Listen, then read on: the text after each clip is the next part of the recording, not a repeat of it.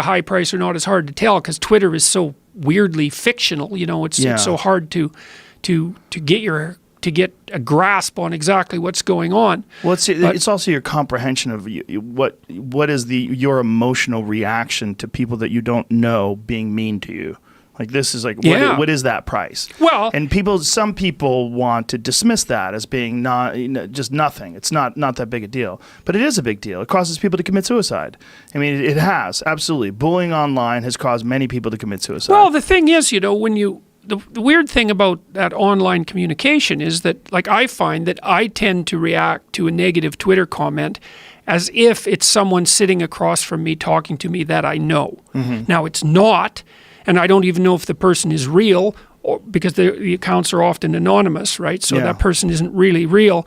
But your emotional response is still, well, someone's gone out of their way to be harshly critical to you. Right. And that doesn't happen that often in your day-to-day life. And so, if you're a reasonable person, you're very sensitive to criticism, right, because it's rare and because you might be wrong, especially if there's a lot of people criticizing you, because you kind of have to be psychopathic in order just to brush that off. It's like, well, 100 people think I'm wrong. There's nothing to that. It's like, well, if it's 100 people out of 100 million, but you can't tell on Twitter, right. then it's irrelevant. But if it's a mob of 100 people that show up outside your house, which is quite kind of what Twitter feels like, then you think, well, God, I must have done something wrong, because otherwise why would all these people be here? Right. And I think that's why so many people are driven to apologize, when they do something on Twitter or do something and then the Twitter mobs go after them. They think, oh God, I must have done something wrong. I should do some soul searching. And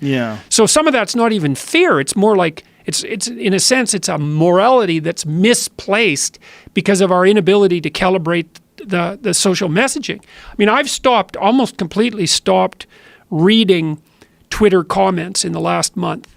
And I'm definitely better for it. Yeah, it makes you way happier, right? Oh yeah, it's too much. It's too much. Crazy. It's too crazy. Well, yeah. What is your number up to now? The number of followers you have? About 1 million on Twitter. Yeah, that's when it's about time to get out of Dodge. Yeah. Well, I mean, and I'm still following people and reading what people are posting, but no, the comments, I'm just not worth it. No, it's not. And I think it does have something to do with the technology itself. Like, I do believe that small limit facilitates angry, impulsive responding.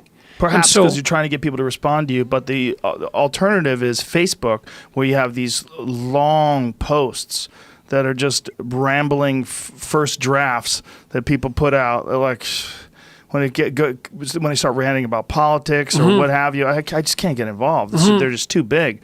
And then people jump in and comment on them, and often their comments are massive as well.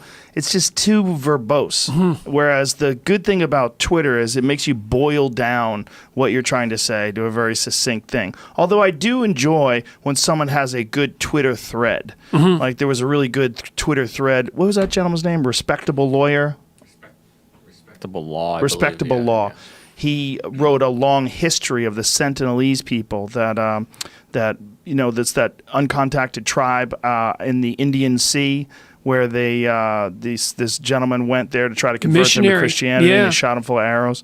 Yeah, and he wrote this long history of these people and what they've had to endure with being, a few people going to them and doing some awful things and diseases and stuff like that. So I enjoy when someone will do that, like these long, like every now and then someone will use it in a novel way. I really like that.